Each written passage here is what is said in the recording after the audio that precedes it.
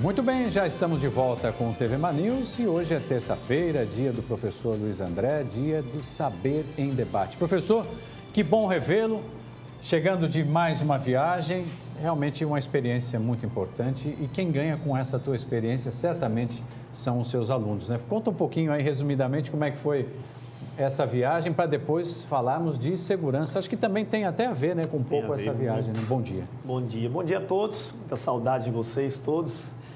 Estamos aqui no retorno, né, às terças-feiras, como a gente já faz isso há 3 anos. De fato, né, nós fomos aos Estados Unidos com propósitos não só de entretenimento, digamos assim, um pouco de férias, mas também para poder cobrir 2 eventos importantes, né?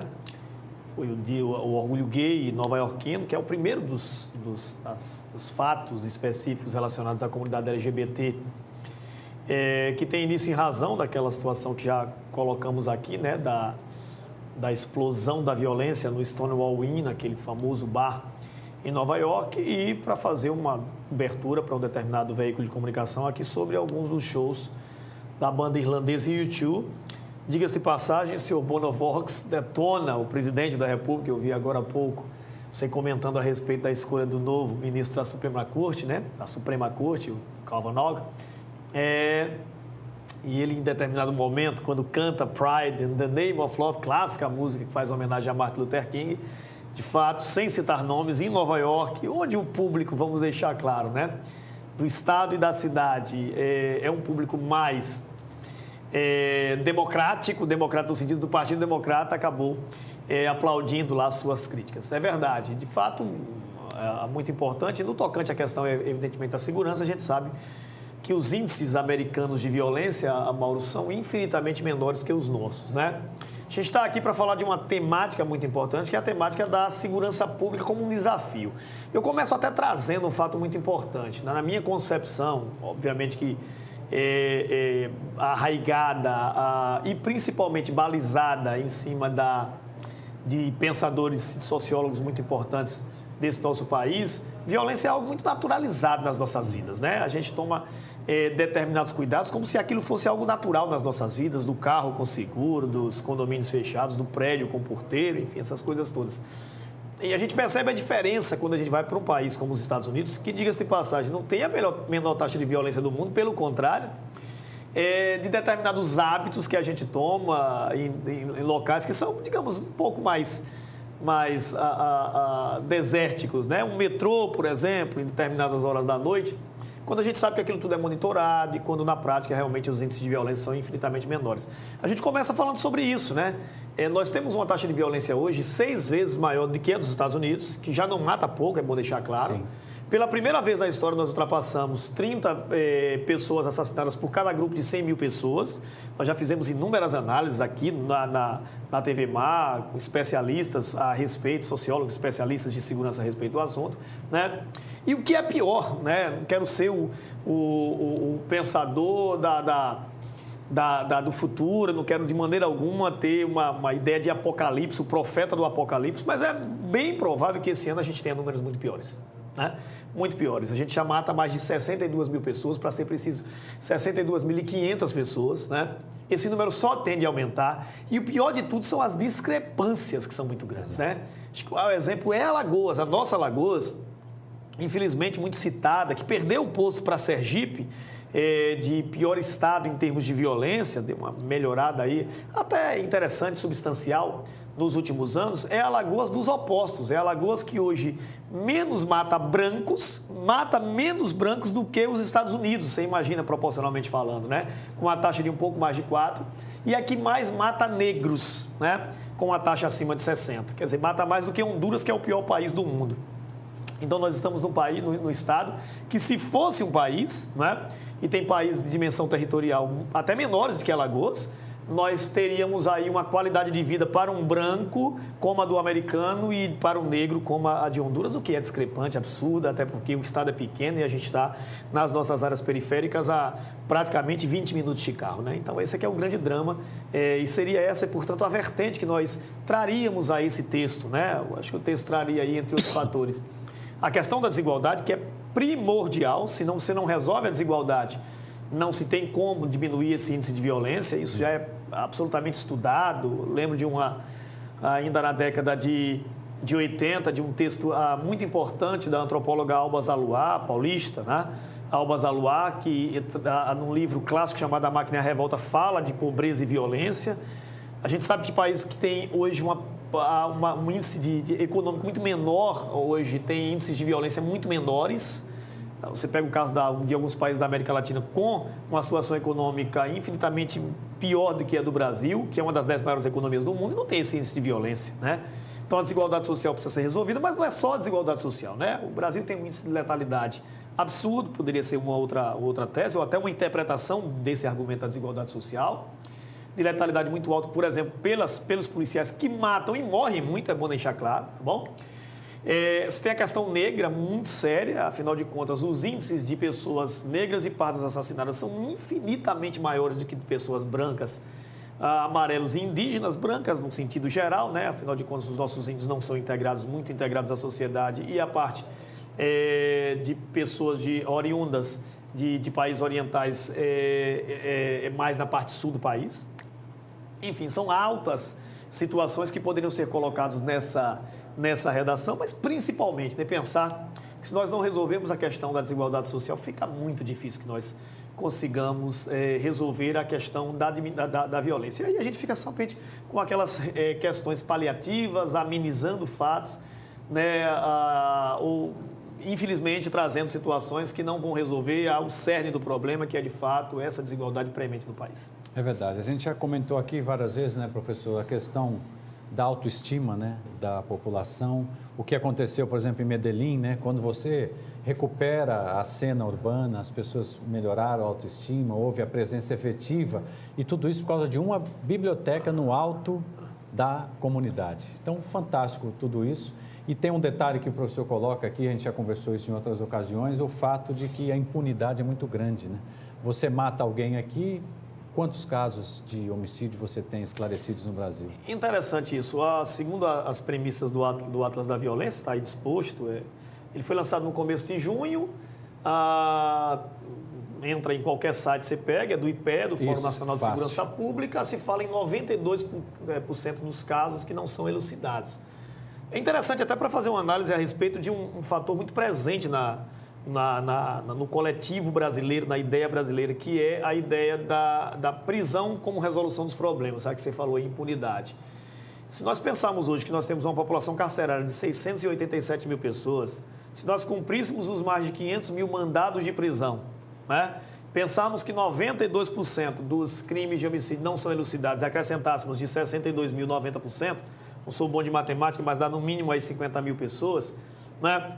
Nós teríamos, então, uma situação de mais de 1 milhão de pessoas encarceradas, e nós não temos vagas no sistema carcerário nem para os atuais 687. Pelo contrário, é um grande drama. Então, assim, me parece uma falta de inteligência para poupar vocês, telespectadores, de uma palavra mais pesada, né? Um eufemismo, digamos assim, pensar que a gente, colocando na prisão as pessoas, nós vamos resolver o problema da segurança pública no Brasil, né? A impunidade é um drama, mas pior do que a impunidade é pensar que ela contamina o imaginário, né, de uma maneira em que as classes mais baixas, mais subordinadas à questão financeira, elas passam a pensar exatamente isso. Quer dizer, se as pessoas não estão sendo presas, nós tivemos um imbróglio jurídico agora, nesse final de semana, que parece piada, não é? Sem entrar no mérito de quem está certo ou que está errado, passa a admitir a questão de que as pessoas, infelizmente, ao não confiarem no judiciário, ao não confiarem nas suas instituições, diminuem o capital social e passam a não respeitar as normas legais e morais também, vamos deixar claro, praticando pequenos delitos como se fosse algo positivo, né?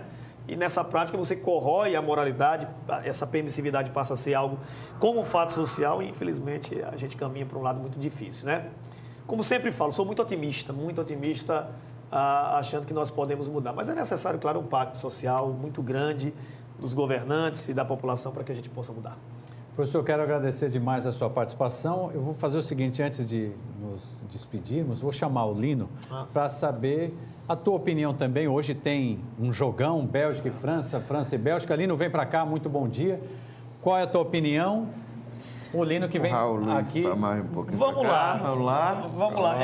Eu, particularmente, vou me despedir de cena aqui trazendo um fato. Primeiro, que eu não fiquei em nenhum momento estupefato com o resultado da seleção brasileira. Não sei se vocês coadunam com a minha opinião. Acho que o Brasil está no mesmo nível dessas seleções, né? Até por ser um jogo eliminatório, então tem esse fator também aí. Eu depois considero, sem dúvida nenhuma, que os dois times são muito parecidos e vou torcer pela Bélgica. Não só você. A Bélgica 100%. Vou torcer pela Bélgica. Professor, aqui.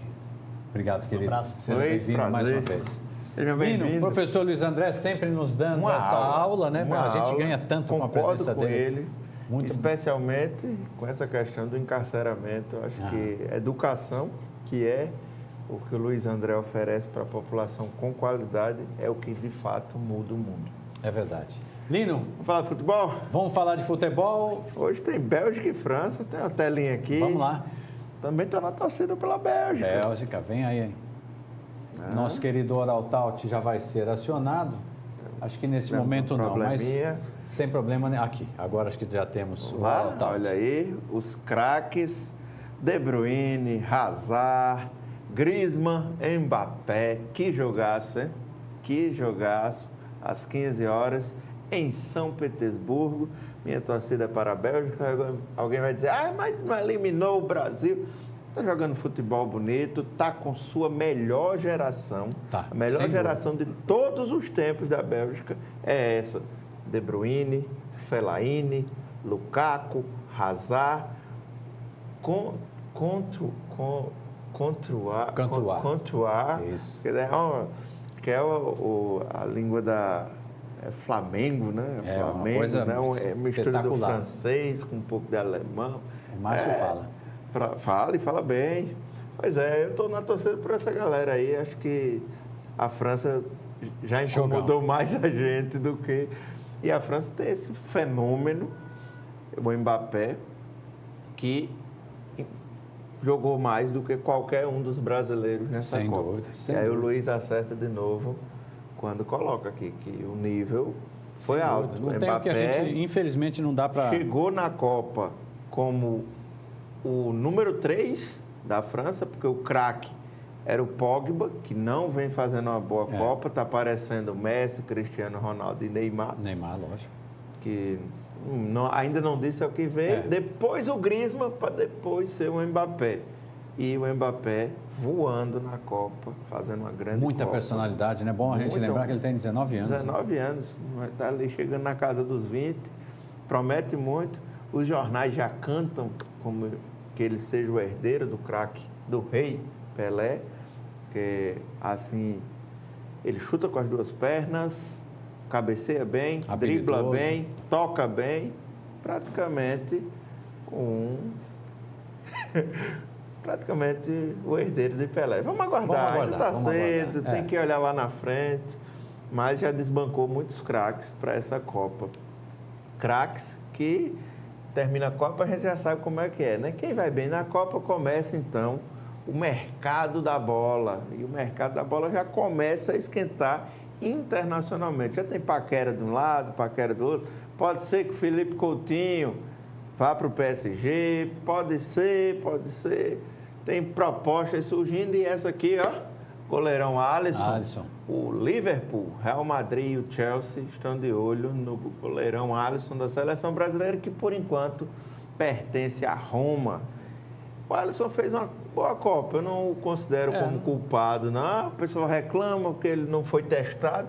Sim, não foi testado porque a zaga vinha atuando muito bem e atuou muito bem, inclusive na derrota para a Bélgica. A culpa não foi nem de Miranda, Não foi. nem de Thiago Silva, nem do goleiro Alisson. A gente já sabe alguns dos culpados, como o Fernandinho 7-1.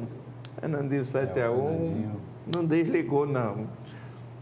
E aí Visivelmente, né? Visivelmente ele estava... o Navas não fez uma boa Copa e isso deu uma prejudicada na relação dele com o Real Madrid, mesmo o Navas sendo tricampeão da Champions. Vai entender, futebol é que a questão da Copa do Mundo, ela tem um peso muito grande. Muito grande, é verdade. E o Navas é uma das estrelas da companhia chamada Real Madrid.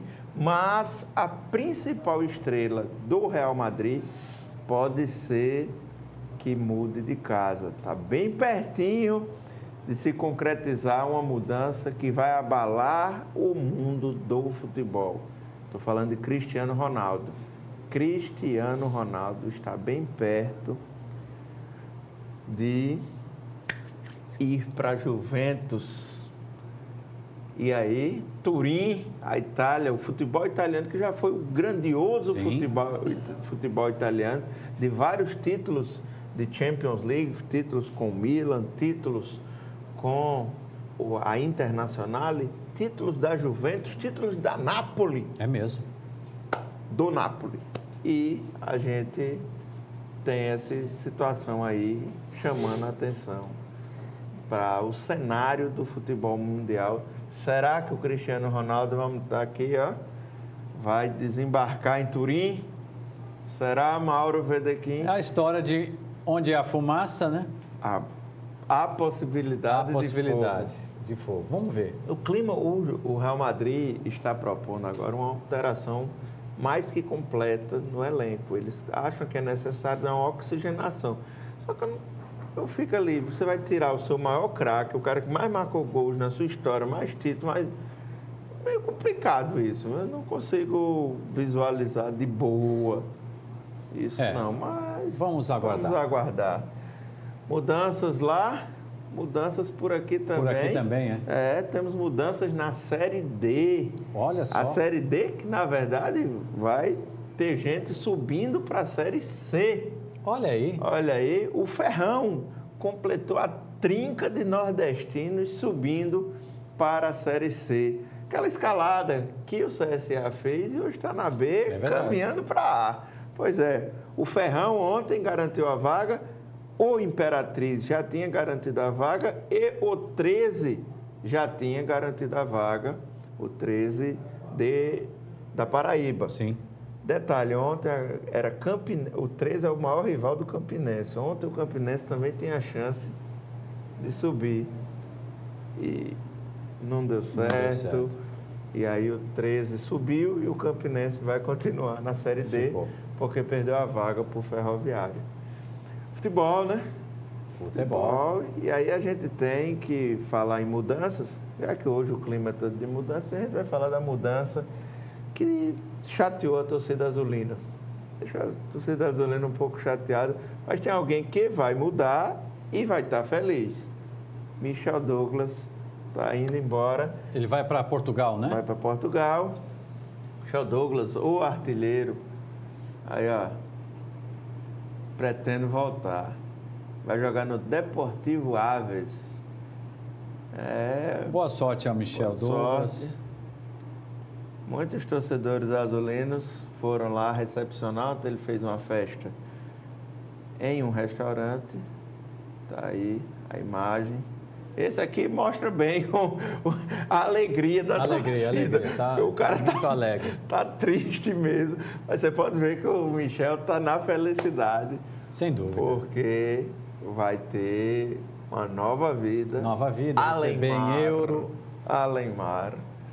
Poder comprar aquele chinelinho igual do menino do Flamengo, Vinícius Júnior. Tá bem, né? Tá bem. E boa aí, sorte, Michel.